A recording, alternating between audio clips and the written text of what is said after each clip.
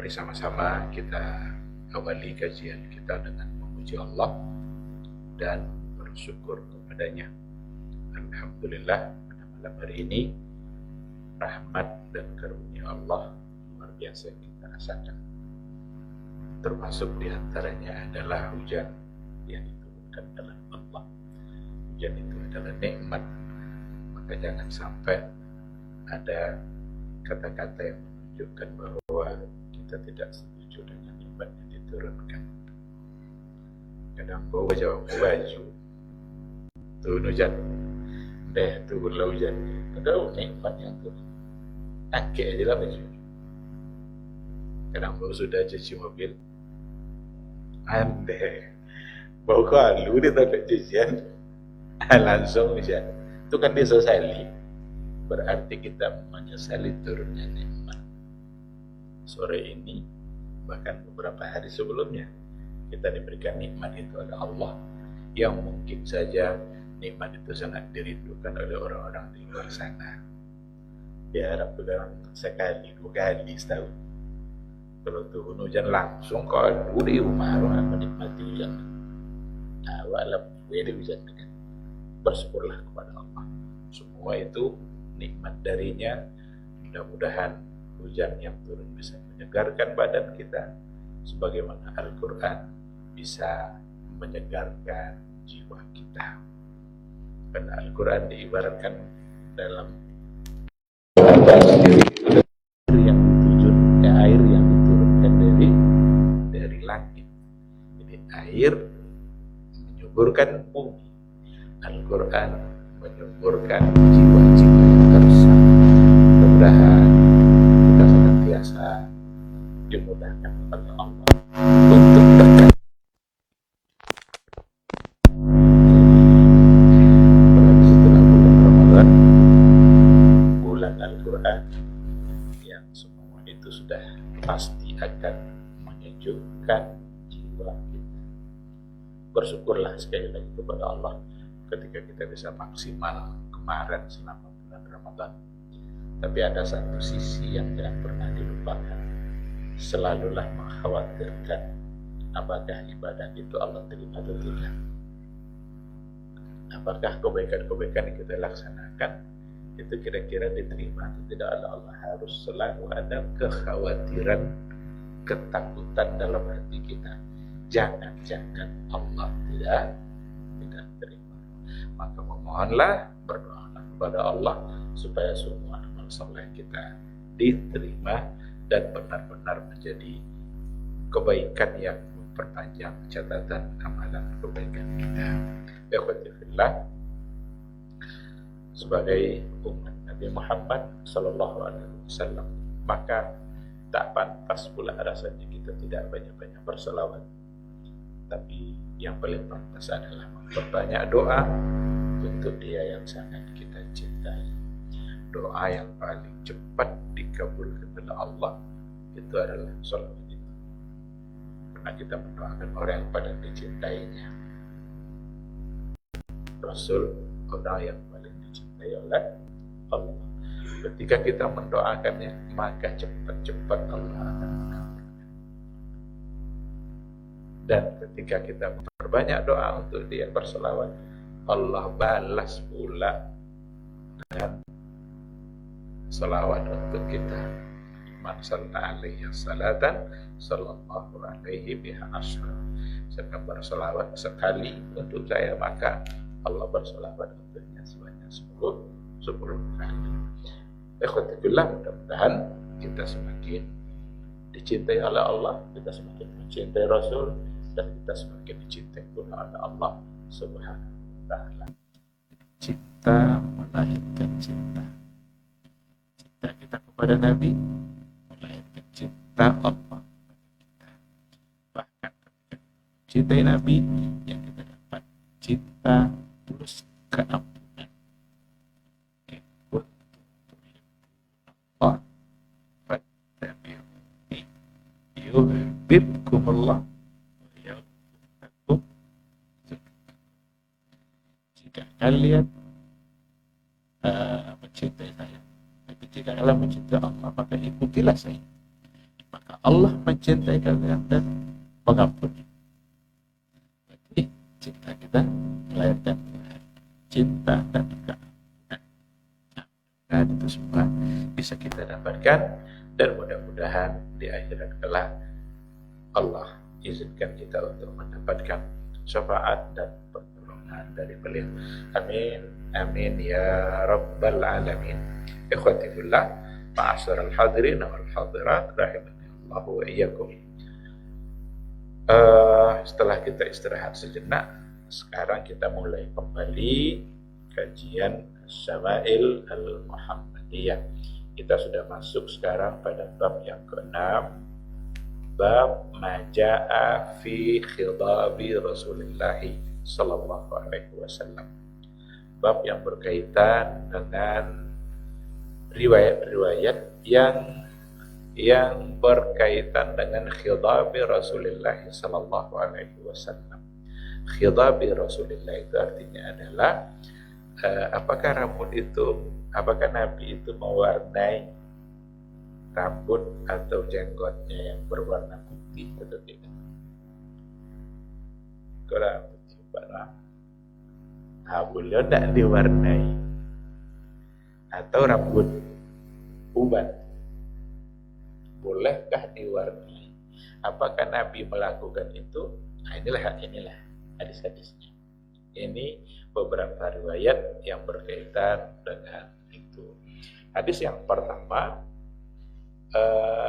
haddatsana Ahmad ibnu Mani' qala haddatsana Husaim qala haddatsana Abdul Malik ibnu Umair an Iyad ibnu Laqid qala akhbarani Abu Rimsah qala ataitu Rasulullah sallallahu alaihi wasallam ma'abnin li faqala ibnuka hadha faqultu na'am ashhadu bihi qala la yajni alayka wa la tajni alayhi qala wa ra'aitu syaiba ahmar rawahu Ahmad wa Tirmidzi wal haditsu sahih. Datang dari jalan Ahmad bin Mani', dia berkata dan dia berkata menceritakan kepada kami Abdul Malik bin Umair dari Iyad ibn Laqid. Dia berkata Ibnu Laqid mengambil dari salah seorang sahabat namanya Abu, panggilannya Abu Rimsah. Abu Rimsah berkata, ataitu Rasulullah sallallahu alaihi wasallam, saya datang menemui Nabi. Jadi dia datang menemui Rasul. Sahabat kan sering itu, dia datang menemui Nabi.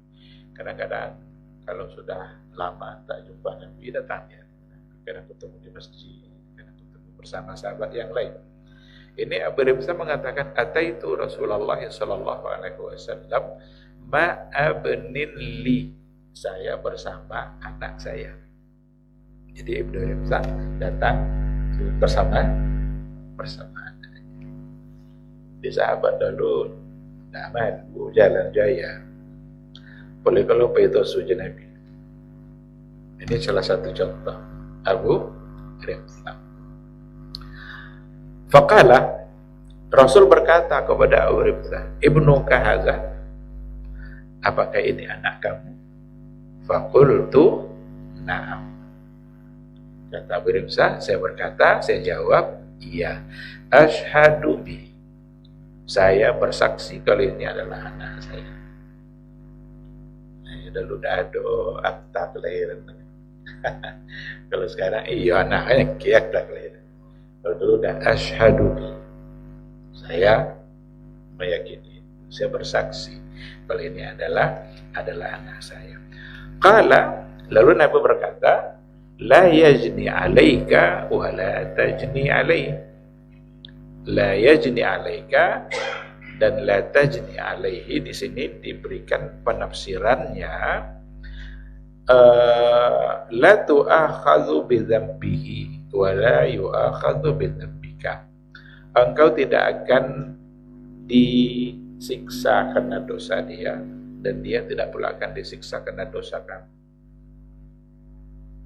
Jadi engkau tidak akan disiksa karena dosa dia, dan dia tidak akan pula disiksa karena dosa kamu. Berarti awak masing-masing nanggung dengan awak umpuk, awak nanggung. Tak mungkin awak umpuk kau juga awak nanggung. Jadi engkau tidak menanggung dosa dia dan dia tidak menanggung dosa. Nabi kalau setiap ketemu dengan sahabat selalu ada pesan-pesan agama yang ingin dia sampaikan. Dan pesan itu sangat mendalam. Jadi tidak ada pernah ketika ketemu lalu cinta kosong, tidak ada. Mesti di situ mengandung. Dia tanya, anak kamu kayak ini? Ya. Jadi kamu tidak akan menanggung dosa dia tidak akan menanggung pula dosa kamu. Lalu kata Abu Rimsa, wa ra'aitu asy-syaibah ahmar. Nah, ketika dia berjumpa dengan Nabi itu, ra'aitu asy-syaibah, saya melihat syaibah itu artinya adalah rambut yang sudah putih atau uban. Tapi yang di sini berdasarkan penjelasan yang ada, yang dimaksud dengan yang dia lihat di sini adalah asy-sya'rul abyad fi lihyatihi. Rambut hitam yang ada di jenggotnya. Berarti uban rambut putih yang ada di jenggotnya, uban yang ada di jenggotnya. Kata Abu Rimsa, ra'aitu syaibah ahmar. Saya melihat rambut uban itu berwarna merah. Kok bisa? Kok bisa? Berarti Nabi mewarnai dengan warna. Maka hadis ini masuk ke dalam bab ini, maja'a fi khitabi Rasulullah sallallahu alaihi wasallam. Bab yang berkaitan dengan apakah Nabi mencelup atau mewarnai ubannya atau tidak. Nah, ini riwayat yang pertama. Hadis ini riwayat Imam Ahmad dan Imam Tirmizi, dikatakan bahwa hadis ini adalah hadis yang disebutkan di sini sebagai hadis yang sahih. Bahkan Abu Isa At-Tirmizi mengatakan hadza ahsanu syai'in ruwiya fi hadzal bab. Ini adalah hadis yang paling baik yang diriwayatkan berkaitan dengan bab ini. Jadi yang berkaitan dengan bab apakah Nabi mewarnai rambutnya, kata Imam At-Tirmizi, ini adalah ahsanu syai'. Ini adalah yang paling baik. Hadis ini datang dari seorang sahabat namanya Abu Rimsa. Abu Rimsa itu bukan nama. Abu itu kan biasa panggilan orang Arab biasa. Abu Abdullah, Abu Zubair, Abu Muhammad, Abul Qasim. Nabi Abul Qasim. Karena ada di antara nama anaknya Qasim. 3 anak laki-laki Rasul. Di antaranya Qasim. Ada Ibrahim, ada Abdullah, tapi semuanya wafat di waktu kecil. Tidak ada yang wafat sampai dewasa, sampai sampai nikah, sampai berumah tangga, tidak ada. Banyak di antara ulama yang mengatakan hikmahnya besar, luar biasa hikmahnya. Andaikan Nabi punya anak sampai dewasa, lalu dia punya cucu dari jalur anak, mungkin akan kalah Hasan dan Husain pamornya. Hasan Husain kan bukan dari jalur laki-laki kan. Laki-lakinya kan ayahnya kan Ali. Cuma ibunya adalah Fatimah. Itu saja. Itu sudah menjadi dianggap bahwa ini keturunan Nabi. Di badannya mengalir darah Rasul. Nyawa kini. Teyo tidak. Banyak yang mengatakan ada semacam kebohongan. Tapi terlepas dari itu semua, untuk masuk surga tidak ditentukan oleh nasab. Untuk masuk surga tidak ditentukan oleh nasab. Kalaulah ditentukan oleh nasab, maka anaknya Nabi Nuh semua akan masuk surga. Tapi ternyata ada di antara anak Nabi Nuh yang tenggelam, yang terlaknat. Kanaan. Nah, semua masuk kapal.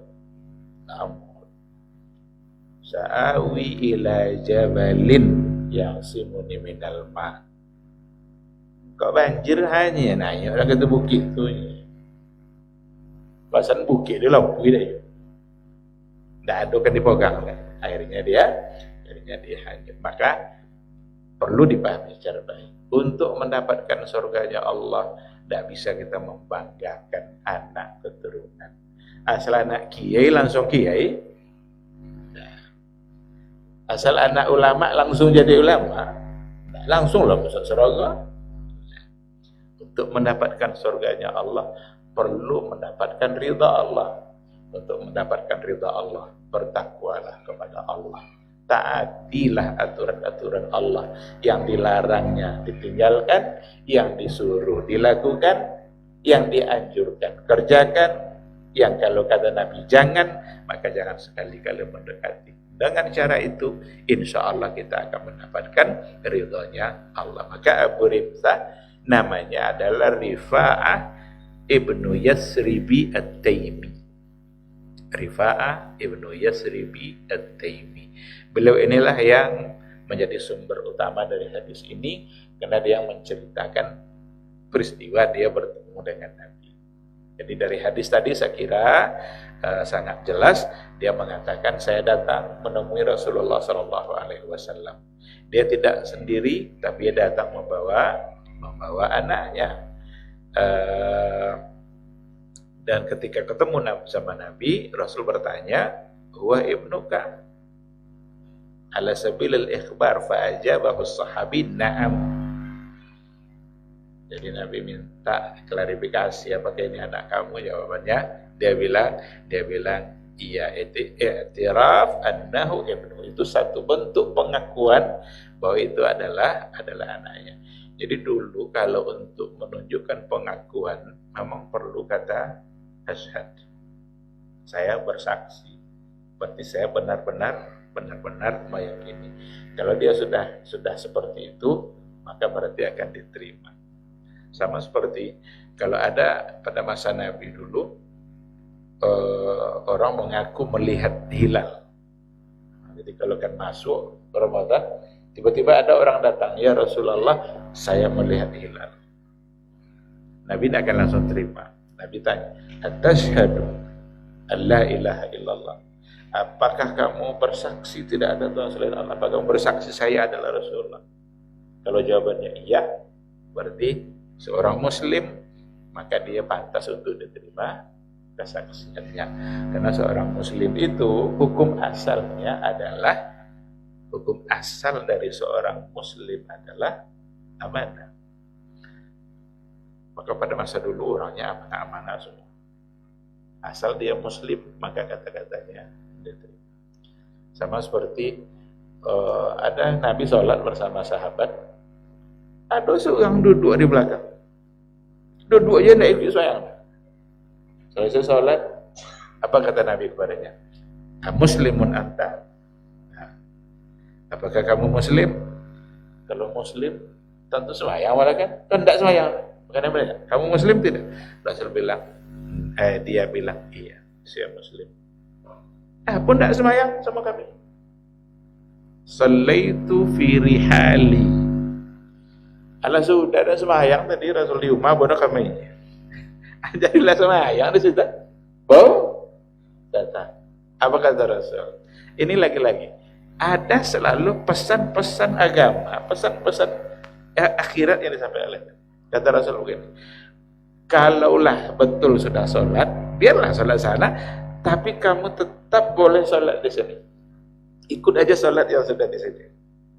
Fa innaha laka nafilah, karena kamu mendapatkan pahalanya, dapat dia pahala sunnah berjamaahnya. Kan di rumah soal tadi, tak dapat pahala jamaah ada kan? Ala sudah sitan baunya pergi ke masjid. Orang semayang, duduk sang di ala sudah. Maka kata para ulama apa? Kalau nanti kita walaupun sudah selesai sholat, lalu ketemu dengan orang yang sedang sholat, boleh tak pergi sholat? Bolehkah kita kembali mengikuti sholat? Boleh, dapat kita pahalanya. Tapi itu sebagai sebuah sunnahnya. Fa innaha laka nafilah. Ikhwati fillah. Balik kita ke ke hadis kita. Jadi apakah ini anak kamu? Ya, saya bersaksi. Ini adalah anak saya. Dan ketika itu juga Nabi menyampaikan pesan, engkau tidak akan dibebani dengan dosa dia, dan dia tidak akan dibebani dengan dosa kamu. Di sini dijelaskan oleh pensarah hadis ini, kenapa Nabi mengatakan seperti itu. Fakanat adatul Arabi qabla al-Islam. Jadi ada kebiasaan sebelum Islam pada masa jahiliyah itu, annal walada yatahammal jinayata abi. Jadi ada kebiasaan pada masa jahiliyah, anak itu menanggung jinayata abi, ulah ayahnya, anaknya menanggung. Wal ab yatahammal jinayata ibni, dan bapak begitu pula, dia dibebankan, ditanggungkan kepadanya akibat perbuatan yang dilakukan oleh anaknya. Faja'al Islam biqaulihi ta'ala. Nah, untuk menghapus kebiasaan atau tradisi yang ada, keyakinan yang ada pada masa jahiliyah itu, datanglah Islam dengan membawa firman Allah, wala taziru waziratun wizra ukhra. Seseorang tidak akan menanggung dosa orang lain. Wa an laisa lil insani illa ma sa'a. Dan seorang manusia tidak pula akan mendapatkan kecuali apa yang dia kerjakan, apa yang dia usahakan.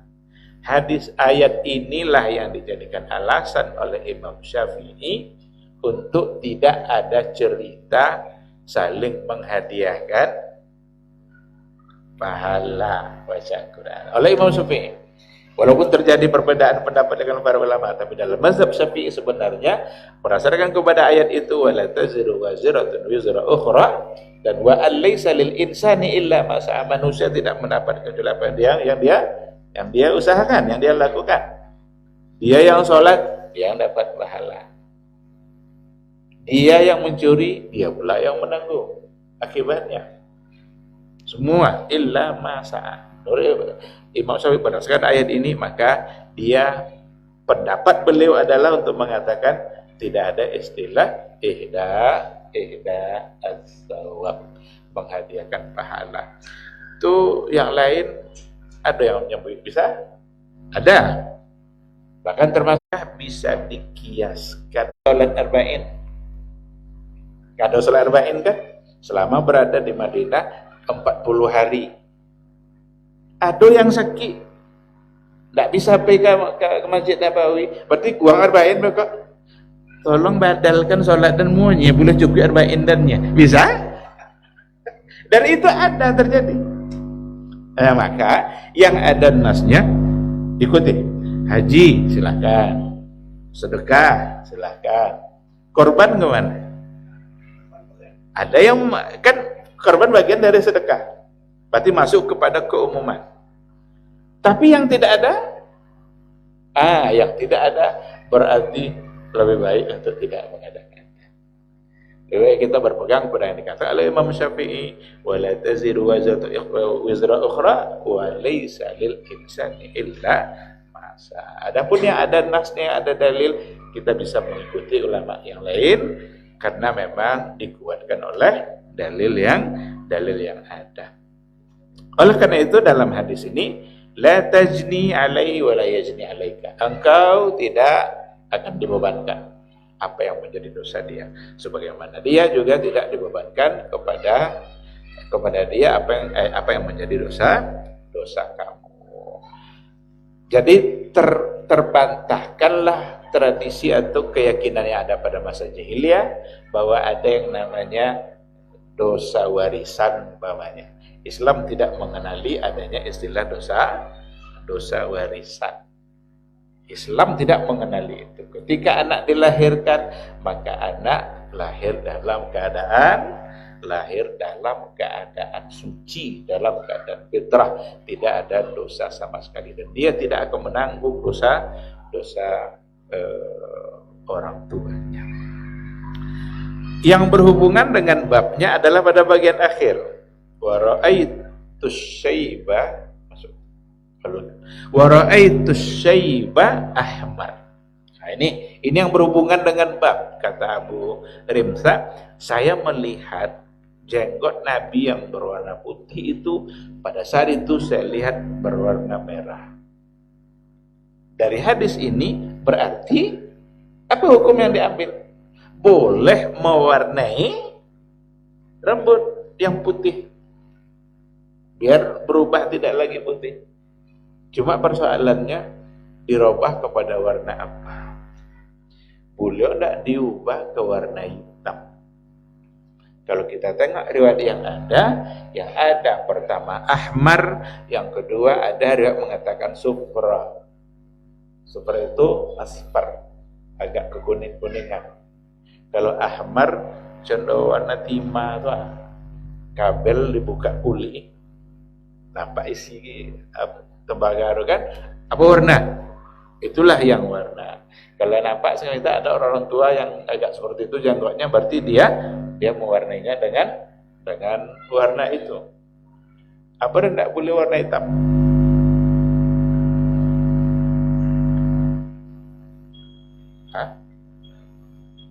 Nyata muda-muda lo datuk lo balik itu masalah.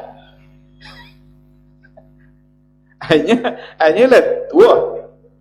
Anak sekenek gaganya hitam sudah. Atau tu cina muda aja lah. Tapi para ulama mengatakan, di sini dikatakan boleh diwarnai kepada warna hitam ketika ingin berperang. Kalau nak berperang, nak jihad, salah. Ibu boleh nampak kok tua no nampak, tapi gagah nampak dia musuh. Takut jadi musuh dia kan? Dia lah tua lah putih saya dole kan lah loyo lah.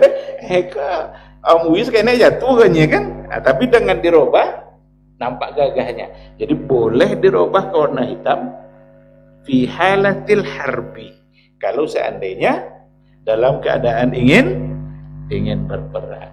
Jadi nampak tujuannya. Kenapa dia dibolehkan. Tapi kalau selain itu, kebanyakan ulama memang mengatakan tidak boleh, tapi ada sebahagian mengatakan hanya sampai ke tingkat makruh. Bagi kita untuk mengambil sikap, ya tentu kita lebih mengedepankan kehati-hatian kita. Dalam beragama tentu kita lebih mengedepankan kehati-hatian. Jangan mengedepankan selera.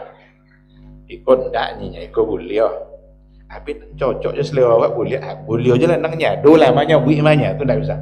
Jadi kita lebih harus mengedepankan kehati-hatian kita. Dengan hukum tidak dibolehkan, lebih baik kita mengambil hukum tidak boleh, meskipun ada sebagian yang hanya mengatakan lil karahah. Wallahu subhanahu wa ta'ala. Masuk waktu. Baik, kita jawab dulu suara azan insyaallah.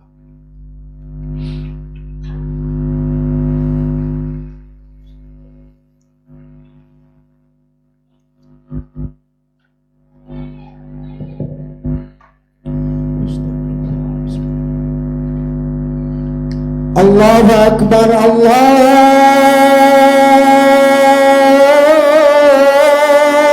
Akbar, Allahu Akbar, Allahu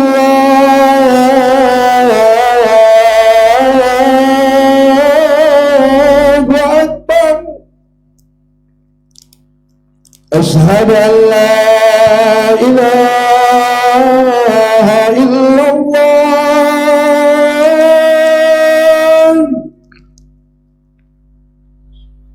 asyhadu an la ilaha illallah,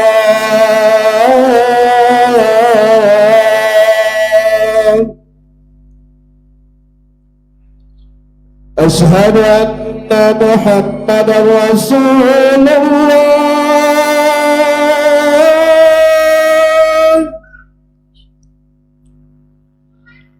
asyhadu anna Muhammadar Rasulullah.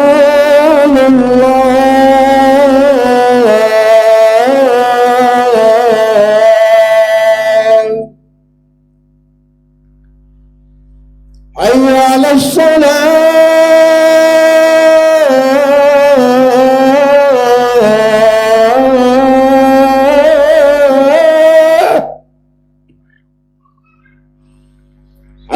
على الصلاة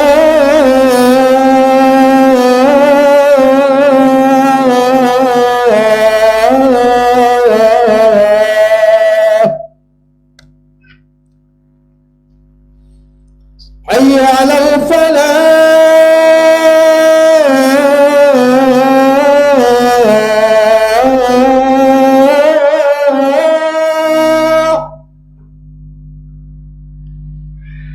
حي على الفلاح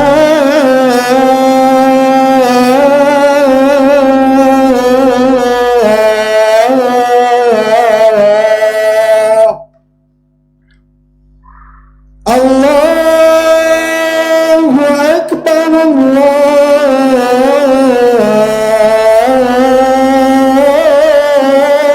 أكبر لا إله إلا الله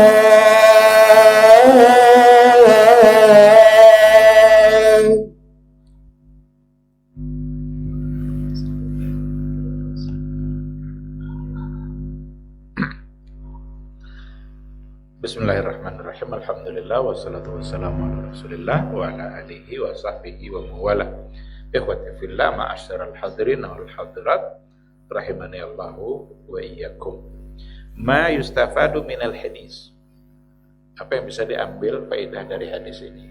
Yang pertama, jawazu taghyir sya'ril abyad bil hinnah ghaira sawadi illa fi halatil harb. Jadi pelajaran pertama, boleh untuk merubah warna rambut putih, boleh dirubah kepada warna lain selain hitam. Bil hinna, ada awaknya bu apa? Henna. Kalau gadi-gadi yang kan pesta rohan ka bolehnya. Lo apa ya bunga-bunga sekarang. Inai hinna. Bil hinna. Berarti diwarnai dengan itu. Yang tersisa warnanya saja. Jadi tidak tinggal apa dengan bekas-bekasnya. Tapi yang tinggal adalah warna. Kan kalau sudah dibuat ke tangan kan dibuang kan. Itu tinggi apa aja kan. Ada yang bertanya itu boleh enggak tuh menghambat air wudu enggak? Kan ada yang seperti itu. Kalau yang tinggal hanya warnanya saja berarti enggak.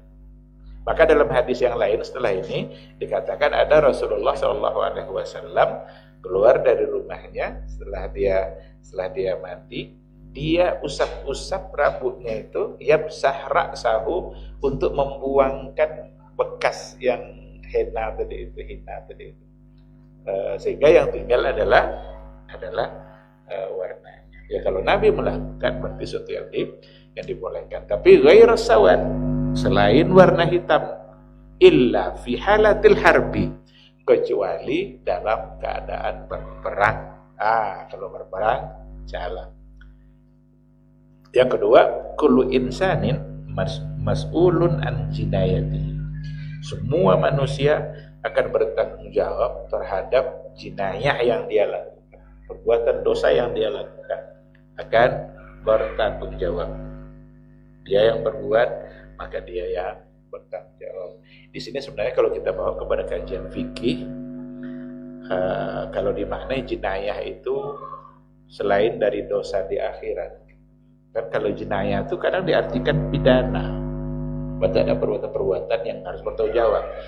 Mencuri, memaucan kacau saji, jinayah namun. Sekarang kalau seandainya ada jinayah yang dilakukan oleh anak-anak, siapa nanggung?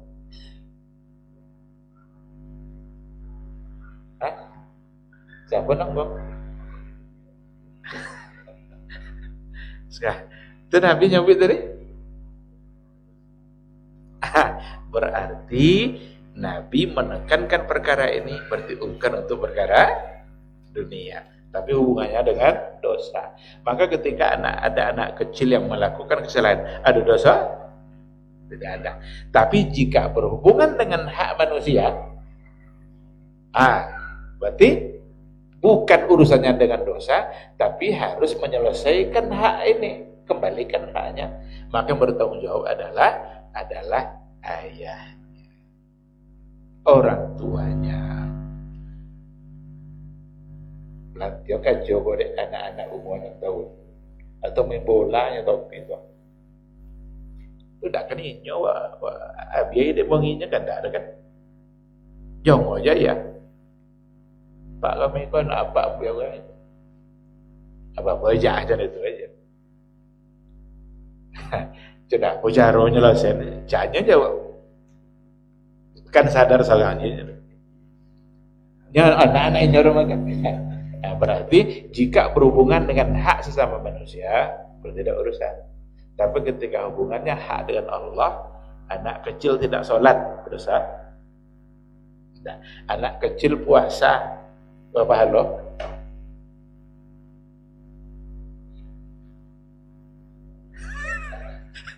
Tiba dosa nak tiba bahalu ya. Wah, wajah. Tiba bahalu nak dia dosa nak. Apa ya? Untuk ayahnya. Ya mendidik kan. Malah Nabi Muhammad SAW ya. Berarti anaknya, ayahnya sedang menterbiah anak. Maka sering-seringlah bawa anak itu. Ini contoh Abu Rimsah. Buana dia tosu aja Nabi. Biar tumbuh cintanya kepada Rasulullah Sallallahu Alaihi Wasallam. Maka pelajaran yang ketiga, musahabatul aba lil abna nau'un minal ulfah bainahuma wat taqarrub. Ketika anak dan ayah selalu bersama-sama, itu adalah salah satu dari bentuk ulfah. Ulfah itu satu bentuk cara melunakkan hati budaya semua anak selalu akrab, selalu baik. Ya doa ya anak ini bakalo itu juga. Dahulu orang ke. Tak ada apa? Taala tu Allah alam. Tapi yang jelas ada di antara kejadian-kejadian yang kita lihat, ada semacam antara ayah dengan anak, antara saudara dengan saudara, kadang-kadang bisa bermasalah hanya karena persoalan dunia. Itu sebenarnya tidak wajar terjadi. Dunia semua itu kan bakal ayah juga. Mati salah seorang menyosi sudah PUB lagi lepai. Nah, oleh karena itu musahabatul aba lil abna, selalulah bersama. Musahabah itu kan sahabat, ayah dan anak bersahabat. Contoh Abu Rimsah datang dia menemui Nabi, dibawanya anaknya. Ada itu bagian dari cara mendidik. Dan seorang ayah akan mendapatkan pahalanya karena dia punya andil terhadap kebaikan anaknya. Bahkan kalau ada hal-hal yang ayah bisa mengajar anaknya, sebelum dia serahkan ke guru, ayah dulu mengajar. Supaya apa? Ya kalau tidak peduli ayah dengan anaknya, itu baiklah anak ini pandai sholat dari orang lain. Orang lain udah dapat pahala sampai mati anak itu kalau sholat. Tapi coba kalau ayah yang mengajar, boleh mau payuannya kita dokos semayang orang tengok bekonya pengen. Selagi anak itu sholat sampai dia mati, anak itu sholat, pahala mengalir kepada saya. Inginkah kita hilang itu? Kalau tidak guru ya nampaknya banyak pahala guru ditanganinya pandai. Jadi itu gunanya. Maka dalam riwayat kan ada banyaknya sahabat bersama anaknya. Sebenarnya itulah pelajaran yang ingin disampaikan oleh hadis itu. Ikhwati fillah, ma'asyiral hadirin wal hadirat, rahimani Allah wa iyyakum. Ada 2 atau 3 hadis sesudahnya itu mirip-mirip. Nanti kita tidak akan habiskan semua hadisnya, tapi saya coba tengok satu riwayat saja yang sangat pendek. Ditanyalah Abu Hurairah. Su'ila Abu Hurairah radhiyallahu anhu. Apa pertanyaan kepada Abu Hurairah?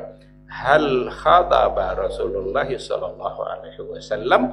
Qala na'am. Jadi pertanyaan kepada Abu Hurairah, apakah Rasul itu mewarnai rambutnya? Jadi ini kan soal, ini pertanyaan. Qala na'am. Abu Hurairah bilang Naam. Singkat aja jawaban Abu Hurairah. Iya. Berarti memperkuat hadis yang sebelumnya. Khababa itu secara umum mewarnai. Dengan warna apakah? Baru diperkuat nanti dengan riwayat-riwayat yang lain. Kebanyakan Rasul mewarnanya dengan warna ahmar, warna merah, bukan merubahnya kepada warna hitam. Maka dari hadis yang kedua ini ada juga pelajaran yang bisa diambil. Di antaranya adalah as-su'alu la budda ayyakuna muwajjahan li ahli khibrah. Pertanyaan itu hendaklah selalu diajukan kepada orang yang memang dia punya khibrah. Kenapa yang ditanya adalah Abu Hurairah? Karena Abu Hurairah itu yang bersama Nabi di akhir hayat. Abu Hurairah itu seorang sahabat agak terlambat masuk Islamnya. Beliau baru masuk Islam di tahun ke-7. Padahal 3 tahun lagi Nabi wafat. Berarti dia bersama Nabi kan cuma 3 tahun. Cuma dia bersama Nabi di masa tua. Waktu masa muda kan benar lah. Kalau lah tua ada. Abu Hurairah berada di masa itu. Maka yang paling pantas ditanya siapa? Maka Abu Hurairah yang ditanya. Su'ila Abu Hurairah, apakah Rasul mewarnai rambutnya? Dengan jawaban singkat Abu Hurairah mengatakan na'am, iya.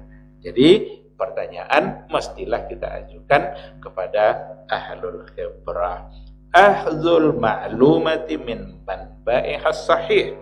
Kita mesti mengambil maklumat itu, informasi itu dari sumbernya yang benar.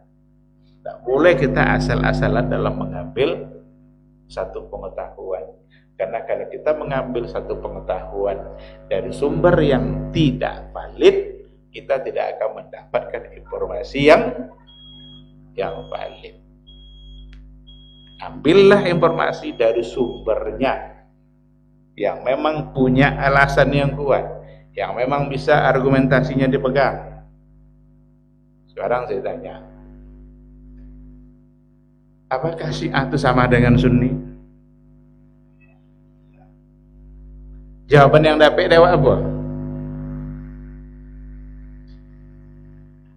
Yang beredar? Apa baca ada? Ini akhzul ma'lumah min manba'ihas sahih. Ambillah selalu informasi itu dari sumbernya yang sahih. Kalau awak tanya orang yang lah suka-suka je Syiah tu samanya.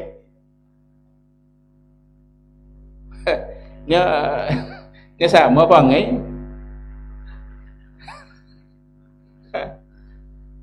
Syiah berkembang di Indonesia. Bila bunyi dari tindakan Washington dulu panjang. Luar biasa berkembang. Maka di Indonesia banyak orang yang kagum-kagum. Bahkan ada yang mengatakan hanya Syiah lah hari ini yang bisa menjaga wajah umat Islam karena dia berani melawan Israel. Iya tu ndaklah berbarangnya di Israel ya. Yang berani membela Palestina. Iyo Iran membela Palestina. Kita tengok negara yang membantu Palestinanya. Apapun Iran membela nawanya tu. Siapa negara pertama yang terbesar memberikan bantuan? Arab Saudi. Tadi pun kemarin masih datang bantuannya untuk Gaza, untuk mereka. Dan itu bantuan itu tidak utang kan? Kalau mereka beri bantuan ke Indonesia, jangan sampai bantuan itu utang baik juga semua. Nah, maka ambillah informasi dari sumbernya yang benar. Tidak akan pernah bisa sama antara Syiah dengan Sunnah. Karena Syiah selama ini memang ingin menghancurkan Ahlus Sunnah. Oh beda bapak-bapak ibu-ibu, slogan Syiah apa? Mukhalafatu ahli sunnah. Kalau selagi bisa berbeda aja, jangan sama. Jadi berbedalah selalu dengan ahli sunnah selagi bisa. Baik dalam akidah maupun dalam ibadah. Tapi kalau tidak pernah kita membaca bagaimana fikihnya Syiah itu tidak beda aja. Baik dalam taharah maupun dalam sholat, dalam puasa, dalam zakat. Selagi bisa berbeda dengan ahlu sunnah, mereka akan berbeda. Dan sama taharunya waduh. Kaki nak dibasuh dah. Kaki dah diusap sama seperti rambut. Apa dalil? Ayat dia pakai dahnya, cuma bacaan sekena dia apa dah. Wamsahu biruusikum, usaplah rambut, wa arjulikum, dan kaki. Apa kaki kalian? Padahal yang sahih adalah wa arjulakum. Wa arjulakum, kaki di sini disamakan dengan wajah karena wujuhakum. Itu dalam fikih sih. Salat ada beda? Ada. Kalau awak salam macam apa?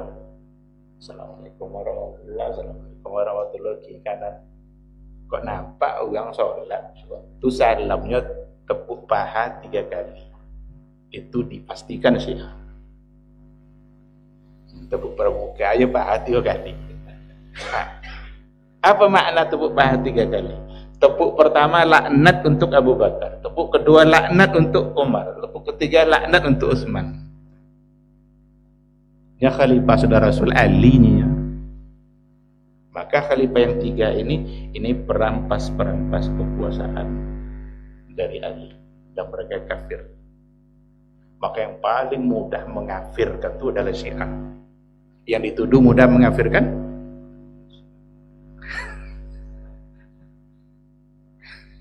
Alah. Maka semua dosa mereka dituduhkan, dilimpahkan kepada. Itulah karena itu tidak akan pernah sama. Tidak sama, saudara Pak Ustaz. Adonan elok ada, tapi prinsipnya mereka sama. Bahkan yang ada sekarang, kalau dulu ada namanya Syiah Zaidiyah, itu banyak di Yaman. Syiah Zaidiyah itu kadang pendapat fikihnya diambil oleh Imam San'ani. Kalau kita baca kitab Subulus Salam Imam San'ani, itu akan kita temukan dia mengatakan begini, waqala al-hadawiyah, ulama Hadawiyah, yang mereka maksud adalah Syiah Zaidiyah. Dulu banyak di Yaman karena dia hidup di wilayah Yaman. Tapi apakah Syiah yang di Yaman sekarang adalah Zaidiyah? Maka yang ada sekarang rata-rata adalah Rafidhah, tapi dengan taqiyah, termasuk yang ada di Indonesia, yang mereka sudah mendapatkan tempat, mendapatkan panggung. Di Pekanbaru sudah banyak Syiah. Data dari MUI Riau itu Syiah sudah lebih dari 1000, dan sudah ada yang menikah dengan gadis-gadis Pekanbaru. Jadi kalau lah jadi yang lembaga tentu bahaya lah. Bahaya mah menyalal lah kan. Lah menjadi bagian dari keluarga. Dan konsep mereka adalah dengan bertaqiyah. Maka berhati-hati dengan subhat-subhat yang ada sekarang. Ini bukan pula kita membenarkan pembunuhan. Tak ada satupun akal sehat yang membenarkan pembunuhan. Mesti dihentikan. Ada orang-orang yang tidak berdosa, orang-orang sivil yang tidak tahu menahu, lalu mereka yang mati. Tentu kita tidak akan setuju. Tapi bukan pula berarti dengan apa yang mereka lakukan kita menyatakan hidup Syiah. Karena mereka berani melawan Israel. Andaikanlah mereka berlawan lalu menang, apakah mereka akan berhenti sampai di situ? Tidak, karena mereka akan bahkan ingin merebut Makkah dan Madinah. Wallahu subhanahu wa ta'ala. Yang boleh sampai kami sekarang. Nah, dosa itu tadi dengan betul. Akhzul ma'lumah, mengambil maklumat mesti dari sumber yang sahih. Jadi untuk bab ini saya akan baca hanya 2 hadis ini, karena hadis yang berikutnya mirip-mirip, intinya sama bahwa Nabi mewarnai rambut, dia mewarnai rambutnya dengan warna merah. Maka bab setelah ini insyaallah adalah bab maja'a fi kuhli Rasulullah sallallahu alaihi wasallam. Bab berkaitan dengan apakah Nabi pernah melakukan kuhul. Kuhul itu apa? Celak. Apakah Nabi pernah melakukan itu atau tidak? Insya Allah akan kita sampaikan pada pertemuan yang akan datang. Terima kasih. Sampai di sini pertemuan kita. Beliau ada pertanyaan. Silakan.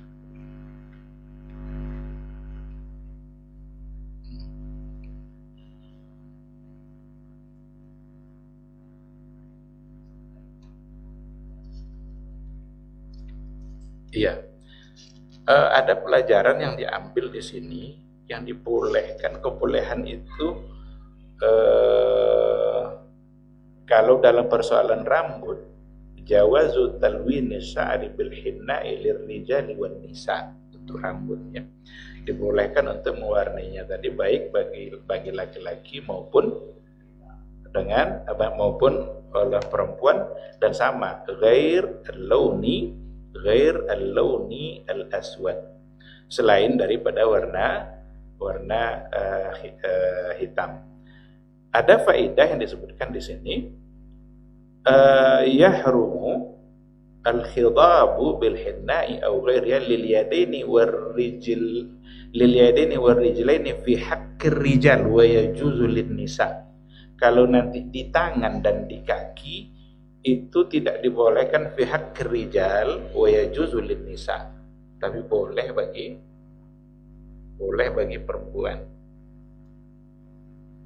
tidak boleh bagi laki-laki. Tapi ini persoalan memang diperselisihkan, karena pada rambut pun tadi ada yang perselisihannya kan.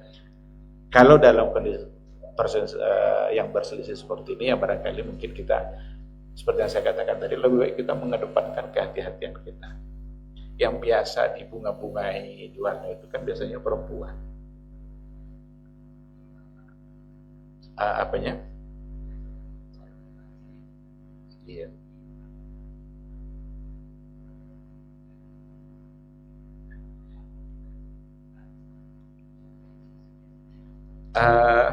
Itu bagian dari kalau pendapat yang penulis buku ini yang mensyaratkan yang ada pada buku ini, seorang Hisham Al-Kamil Hamid, dia cenderung untuk mengatakan tidak boleh. Berarti dia lebih mengulik kehati-hatian untuk laki-laki, karena yang bunga-bunga itu kan, coba yang bunga-bunga itu kepala kan, jelas tak kepala laki-laki, nah, dalas, tak gagal nampak.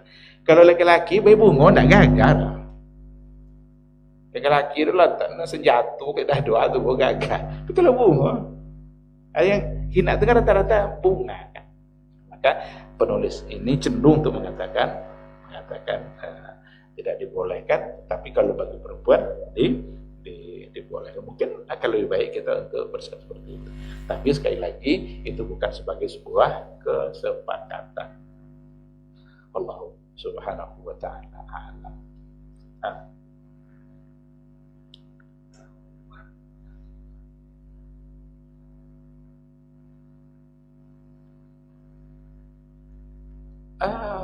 Memang ada semacam informasi seperti itu, tapi wallahu alam, mungkin perlu ditahqiq lagi. Karena kalau nggak salah pernah dulu kita singgung sedikit dalam persoalan membuang uban Nabi di atas kepala aja itu tidak lebih dari 20 kira-kira 21 lembar, tapi bisa dihitung dengan jari. Tapi Nabi membiarkannya. Nabi tidak merubahnya. Mungkin sikap itu yang lebih baik untuk kita ambil. Adapun apakah nanti jadi cahaya, wallahu a'lam. Kok sempat ya banyak ubat. Bayinya umroh kan botak sudah itu. Sudah umroh matinya. Itu tidak ada dosa sayur. Ya kan habis sudah kan. Maka hal yang seperti itu perlu untuk diapakan. Kalau memang ada riwayatnya, saya tidak mengatakan tidak ada ya, tapi mungkin perlu nanti kita lihat. Seperti anggota wudu bercahaya, itu kan ada kan? Nah, itulah nanti cara Nabi untuk mengetahui umatnya. Maka sering-seringlah berwudu.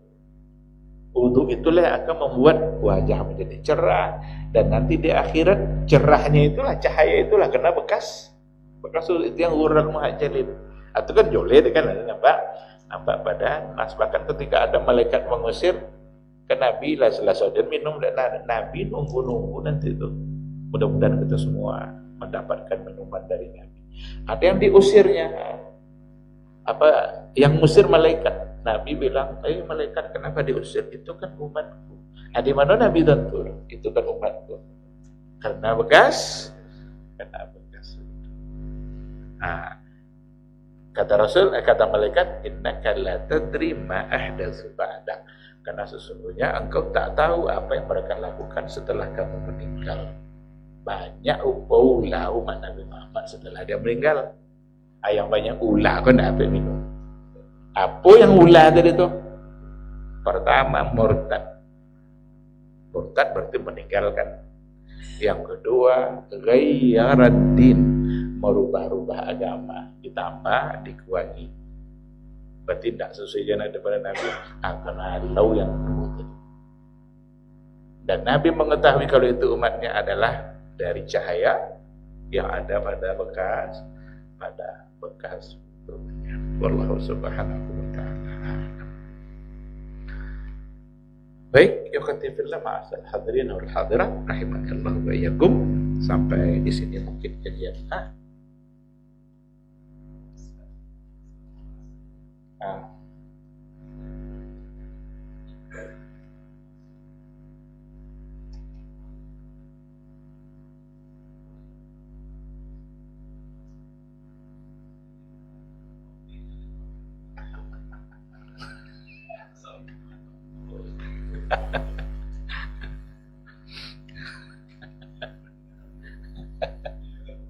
Lah sudah, lah kanyangnya.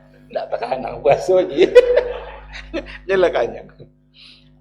Ada salah satu dari ungkapan para ulama, tapi bukan kaitannya dengan itu. Ini salah satu dari pendapatnya. Musim haji kan tak boleh titik kebaikan. Walaupun awak sedang lelah. Istirahat kan tak boleh titik kan. Ada ulama mengatakan begini. Andai kan ada seseorang yang ditengoknya saudaranya tidur sambil menutup kepala, lalu dia tidak ingatkan, maka dia berdosa.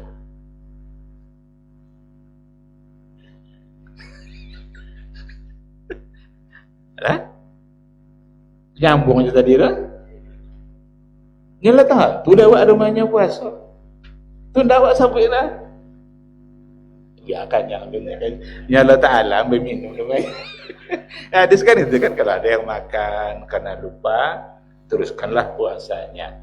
Karena Allah lah yang memberi dia makan, Allah yang memberikan dia minum. Asal kalau sama Allah banyak makan tu antin kan. Maka dalam hal ini, disinilah perlunya kita untuk saling mengingatkan. Maka anjurkan, diminta kepada kita untuk mengingatkan. Ingatkan saja. So, awak puasa sampai. Iya saja. Berarti awak dah berpahala. Tapi kalau saya kita biarkan, jangan-jangan kita dapat adalah dosa karena kita nyata-nyata membiarkan saudara kita melakukan sesuatu yang salah, yang mungkin saja dia tidak tahu. Wallahu subhanahu wa ta'ala. Cukup saya kira. Terima kasih sampai di sini, mudah-mudahan bermanfaat. Semoga Allah memberikan keberkahan bagi kita bersama, bagi majelis kita. Majelis bisa selalu bisa mendatangkan ilmu dan semangat amal. Subhanakallahumma bihamdika asyhadu an la ilaha illa anta astaghfiruka wa atubu ilaik. Wassalamualaikum warahmatullahi wabarakatuh. Baba TV Sunnah, belajar agama baru alim.